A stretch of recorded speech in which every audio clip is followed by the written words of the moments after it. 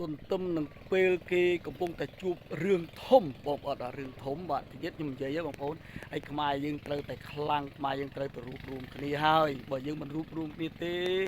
បាទដូចខ្ញុំនិយាយដដែលគ្រប់ខ្ញុំត្រូវតែនិយាយពាក្យនឹងដដែលគ្រប់ការចែករំលែករបស់ខ្ញុំទាំងអស់ខ្ញុំត្រូវតែនិយាយព្រោះថាភាពខ្លាំងរបស់ខ្មែរយើងអាចបាទទប់ទល់ជាមួយគេបានមានតែខ្មែរសាមគ្គីមួយគ្នាគត់អត់មានបែកបាក់គ្នាបានទេណាសាមគ្គីគ្នាបង្កើនសេដ្ឋកិច្ចឲ្យខ្លាំងទើបយើងទប់ទល់ជាមួយគេបានព្រោះថៃឥឡូវនេះលោកអនុทิនជាប់ឆ្នោតនឹងបាទគាត់កំពុងតែជួបវិបត្តិធ្ងន់ណាស់គឺវិបត្តិសេដ្ឋកិច្ចនិងវិបត្តិនយោបាយសេដ្ឋកិច្ចគឺគាត់ដឹងហើយគាត់ជាប់ឆ្នោតគឺគាត់ជាប់ឆ្នោតដោយសារតែវិជាប្រថុតរបស់គាត់ទេណាបងប្អូនណាបាទគាត់ទៅអួតប្រជាជនទៅបាត់បំផុសបំផុលប្រជាជនកុហកប្រជាជនថាគាត់នឹងកសាងចាំងបាទណានៅតាមតំបន់ព្រំដែននឹងបានលុយណាកសាងទេទិញបាទសពាវុធឬក៏ទិញឌីវាក៏មិនដឹងដែរព្រោះឲ្យសុយគាត់លុយរបស់គាត់ពីណាពីណីមករបស់អ្នកមានណាទិញអានោះខ្ញុំមិនដឹងទេប៉ុន្តែបើសេដ្ឋកិច្ចរបស់រដ្ឋគឺបាទស្លាប់ហើយបាទតៃលេវហើយបងប្អូនណាស្លាប់ហើយគឺมันអាចទៅមករួចទេព្រោះបាទកសែតបាទធំគេចោទថាថៃគឺជាអ្នកជំងឺអាស៊ីអញ្ចឹងអ្នកជំងឺអាស៊ីធម្មតាបងប្អូនណាគឺសេដ្ឋកិច្ចអន់ធ្លាក់ចុះខ្លាំងមែនទែនហើយប្រសិនជាគេធ្លាក់ចុះសេដ្ឋកិច្ចយ៉ាងខ្លាំងវិបត្តិនយោបាយហើយអនុទានហ្នឹងគឺជាប់ឆ្នោតហ្នឹងគឺមានបញ្ហាទៀតបាទបញ្ហាគឺឥឡូវនេះគឺថាភាពមិនប្រក្រតីនៅក្នុងហ្នឹងគឺចលាចលពេញនឹងវឹកវរគឺគេថាគឺមានការរាប់សន្លឹកឆ្នោតនឹងមិនប្រក្រតីការសន្លឹកឆ្នោតធ្លាក់ចុះហើយអាណត្តិនបានប្រើលុយរាប់លានដុល្លារដើម្បីឲ្យគាត់ទៅជាប់ឆ្នោតហើយគេដឹងហើយថាគេមិនសុខចិត្តទេដោយសារអីបានគេមិនសុខចិត្តដោយសារតែលោកអាណត្តិនបានប្រើលុយបាត់រាប់លានដុល្លារដើម្បីឲ្យគាត់ជាប់ឆ្នោតអាហ្នឹងណាបាទហ្នឹងគេរកឃើញបាទគេរកឃើញអញ្ចឹងព្រោះគេថាវាមិនដែលបងប្អូនពិភពលោកគេទាយសឹងទាយខុសបាទ1000ដឺក្រេហ្មងណាបាទណាអនុទានឡើងជាប់ឆ្នោតសឹងបាច់តែម្ដងបាទទោះបីជាគាត់ប្រើអាចិតនិយមគាត់ឬក៏ប្រើអានយោបាយបាទសង្គ្រាមមួយខ្មែរហ្នឹងក៏វាមិនដល់ថ្នាក់ហ្នឹងដែរបងប្អូនបាទវាដាច់ឆ្ងាយមែនទេណាបាទអញ្ចឹងគេស្រាវជ្រាវមើលថាការរាប់សន្លឹកឆ្នោតដាច់ភ្លើងដាច់អីគាត់ធ្វើជាដាច់នឹងប្រើលុយបាទហើយការរាប់សន្លឹកឆ្នោតធ្លាក់ចុះធំមានការអីមិនគេពិនិត្យឃើញគ្រប់បែបយ៉ាងទាំងអស់ឥឡូវគេឲ្យរាប់សន្លឹកឆ្នោតឡើងវិញអញ្ចឹងនយោបាយកំពុងតែកលិចក្លុកពេលហ្នឹងហើយបើសិនអនុទានជាប់នឹងអនុទានក៏ប្រឈមមុខនឹងសេដ្ឋកិច្ចយ៉ាងធ្ងន់ធ្ងរប្រឈមមុខនឹងវិបត្តិសេដ្ឋកិច្ចប្រជាជននឹងទម្លាក់ដដែលហើយវិបត្តិនយោបាយនៅប្រទេសថៃគណៈបកណាជាប់ឆ្នោតក៏គណៈបកនឹងក៏មានរឿងរ៉ាវជាមួយខ្មែរដែរគេបង្វែរព្រឹត្តិការណ៍ទាំងអស់ឥឡូវជន់មីនទៀតហើយបងប្អូនជន់មីនទៀតហើយអញ្ចឹងគេបន្ទាប់ពីខាងស្អីរកឃើញថាខ្មែរយើងទិញសពាវុធអីណារវៃខ្មែរយើងបីថមថយវិញឲ្យខ្មែរយើងអលំអលាយវិញណាឃើញគេស្រាវជ្រាវស៊ើបអង្កេតឃើញថាខ្មែរទិញសពាវុធដើម្បីទប់ទល់ជាមួយគេណាចិត្តតែនឹកឃើញកន្លែងហ្នឹងឥឡូវមើលជន់មីនទេអញ្ចឹងដោយសារអីបានគាត់ធ្វើអាព្រឹត្តិការណ៍អស់ហ្នឹងគ្រប់បាទថ្នាក់ដឹកនាំថៃភាគច្រើនគឺអញ្ចឹងគាត់ចង់បង្វែរអាព្រឹត្តិការណ៍អស់ហ្នឹងកុំឲ្យប្រជាជនហ្នឹងវល់នៅក្នុងអារឿងគាត់ជួបវិបត្តិសេដ្ឋកិច្ចឬក៏ជួបវិបត្តិអានយោបាយនៅក្នុងប្រទេសគាត់ហ្នឹងឲ្យប្រជាជនទាំងមកមើលនឹងអាសង្គ្រាមនៅក្នុងស្រុកខ្មែរនៅមួយស្រុកខ្មែរវិញមកសង្គ្រាមព្រំដែនវិញអញ្ចឹងគឺគាត់បង្វែរគ្រប់បែបយ៉ាងបងប្អូនអញ្ចឹងយើងមើលទៅអាហ្នឹងគឺជាការបញ្ចេញយោបល់របស់ខ្ញុំឯងបងប្អូនយល់មិនអានេះរបស់ខ្ញុំព្រោះខ្ញុំមានសិទ្ធិក្នុងការនិយាយបំលែងនិយាយអ្វីដែលខ្ញុំយល់ដែលខ្ញុំដឹងចឹងណាត្រូវមិនត្រូវលើចិត្តបងប្អូនមនុស្ស10ខុសទាំង10ខ្ញុំនិយាយដដែលបងប្អូនយល់មិនយល់ឬបងប្អូនតែខ្ញុំយល់យ៉ាងដូចនេះព្រោះបងប្អូនដឹងហើយថារាល់ដងហ្នឹងគឺប្រទេសថៃឲ្យតែជួបវិបត្តិនយោបាយឲ្យតែជួបអីហ្នឹងគឺគាត់បង្វែរអាសង្គ្រាមព្រំដែនហ្នឹងមកហើយគាត់ចេះខ្វះលើកហេតុផលទម្លាក់កំហុសមកខ្មែរខុសរហូតអញ្ចឹងមានតែខ្មែរយ៉ាងខ្លាំងទេរួបរวมគ្នាបង្កើនសេដ្ឋកិច្ចបង្កើនផ្នែកយោធាតែប៉ុណ្្នឹងបាទហើយសេដ្ឋកិច្ចធ្វើម៉េចចម្រើនកាត់បន្ថយឲ្យអស់មែនទែនគឺអំពើពុករលួយបង្កើនបាត់គេហៅថាផ្នែករដ្ឋបាលឲ្យខ្លាំងគេទៅដោះស្រាយបញ្ហារឿងស្អីលិខិតស្នាមឲ្យស្រួលគេធ្វើបានអូអាហ្នឹងទៅរួច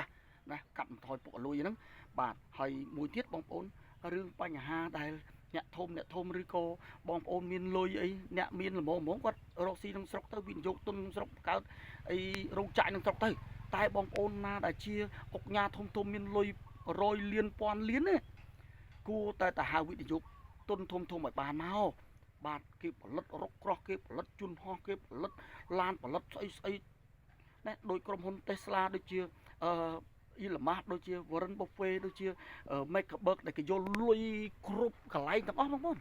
បាទគេយកលុយគ្រប់កន្លែងទាំងអស់គេមិនយកលុយទាំងស្រុកខ្មែរយើងលេងសទ្ធិស្រុកខ្មែរយកលុយទាំងគៀមនឹងខ្មែរគ្នាឯងទេអត់ទេ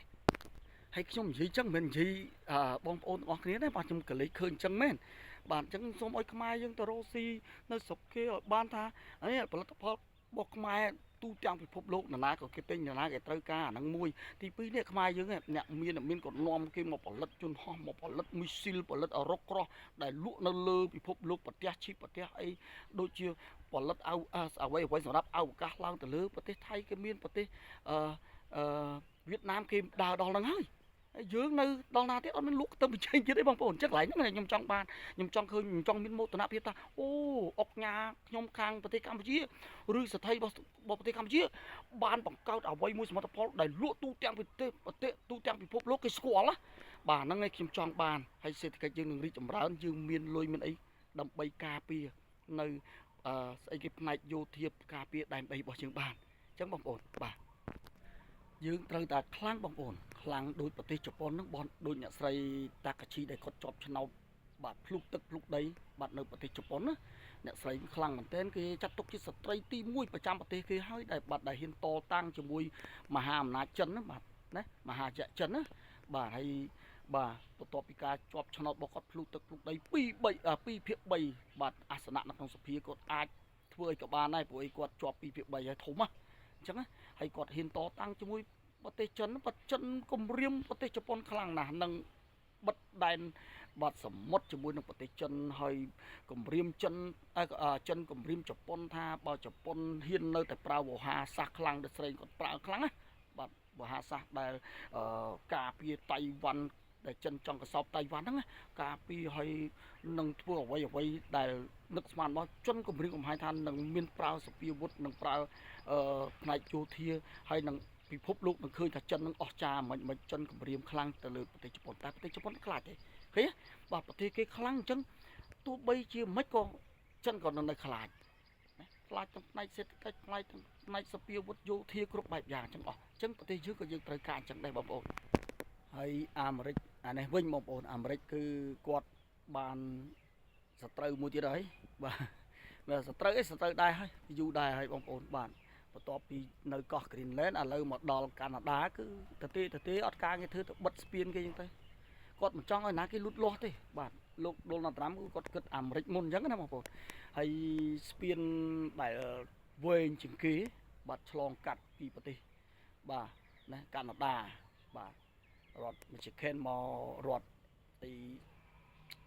Colorado មិនទេបាទខ្ញុំវាមិនច្បាស់កន្លែងហ្នឹងដែរបាទឆ្លងកាត់ពីកាណាដាមកអាមេរិកបាទស្ពានហ្នឹងគឺចំណាយជិត$5000 លានដែលកាណាដាលុយរបស់ខ្ជិះរបស់កាណាដាសុទ្ធតែម្ដងបាទអាមេរិកអត់ឲ្យបើកអាហ្នឹងគេថាអត់តែប៉ះពាល់អាណាចង់ធ្វើអីលោជាងគាត់អត់ចង់បើកចង់ឲ្យគេរីកចម្រើនចឹងហ្មងសិទ្ធបាទអាមេរិកមិនដឹងដែរអញ្ចឹងមិនរបស់គាត់ហើយយើងរងចាំមើលតទៀតហើយដល់មួយរងចង់វាយរងគាត់ចង់វាយរងប៉ុន្តែវាយមិនបានរងខ្លាំងដែរណាវាយមិនបានទេអ៊ីរ៉ង់ខ្លាំងណាស់បងប្អូនហើយទោះបីឥឡូវហ្នឹងគឺគាត់គម្រាមយកនាវាចម្បាំងមួយទៀតហើយទៅសមុទ្រនៅឯមជ្ឈមបូព៌ាហ្នឹងយកទៅមួយទៀតទៅគម្រាមអ៊ីរ៉ង់បាទណាបាទហើយអ៊ីស្រាអែលចង់វាយចង់ងាប់ចង់រួយតែបើមនុស្សគម្រាមថាបើអាមេរិកមិនវាយក៏វាយដែរប៉ុន្តែអាមេរិកអត់វាយទេអាមេរិកឈ្នះមិនវាយអាមេរិកមើលគ្រប់សពបែបយ៉ាងអាមេរិកមិនមែនចេះតែវាយទេ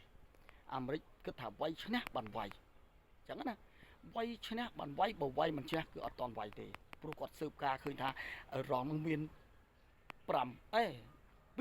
បាទ2000មីស៊ីលថ្មីគាត់ថាចម្ងាយវែងធន់ធ្ងន់ទៀតបងប្អូនអញ្ចឹងគាត់ខ្លាចដែរព្រោះកប៉ាល់នាវាគាត់ថ្លៃងាប់ដាក់ទៅភឹងដាច់ផ្ងាប្រឹងអីហ្នឹងមានតែ2នឹង3 4 5គ្រឿងនឹងផងมันងឹបដាច់អញ្ចឹងគាត់មិនហ៊ានគាត់មិនចេះធ្វើទេបើទាញឲ្យអ៊ីរ៉ង់ធ្វើចូលចរចាអ៊ីរ៉ង់មិនចូលទេ បាទអញ្ចឹងយើងព្រឹត្តិការណ៍នេះយើងរងចាំមើលតទៅទៀតបងប្អូនទាំងអស់គ្នាបាទនៅលើពិភពលោកនេះអានេះខ្ញុំនៅព័ត៌មានច្រើនទៀតដែលខ្ញុំមិនបានរាយរាប់ប្រាប់បងប្អូនដោយសារតែបាត់ពេលវេលាខ្លីសម្រាប់ខ្ញុំអញ្ចឹងបងប្អូនហើយជាតិយើងខ្លាំងបានលុះត្រាតែយើងសាមគ្គីគ្នាបង្កើនសេដ្ឋកិច្ចបង្កើនយោធាទើបយើងអាចទប់ទល់ជាមួយនឹងប្រទេសឈ្លានពានបាទខ្ញុំមានតែប៉ុណ្ណឹងមានកំហុសខុសឆ្គងទាំងឡាយដែលខ្ញុំនិយាយសូមអភ័យទោសបងប្អូនទាំងអស់ទាំងក្នុងទាំងក្រៅប្រទេសទាំងអ្នកមានទាំងអ្នកក្រទាំងអ្នកសេដ្ឋីមហាសេដ្ឋីឬក៏អ្នកនយោបាយផ្សេងៗដែលខ្ញុំនិយាយមានកំហុសខុសឆ្គងកែសម្រួលគ្នាមនុស្សតែងតែមានកំហុសគ្មាននរណាមានកំហុសខ្ញុំគ្មានចេតនាថាឲ្យបងប្អូនណាមួយទេសូមអភ័យទោសកែសម្រួលគ្នាអរគុណច្រើន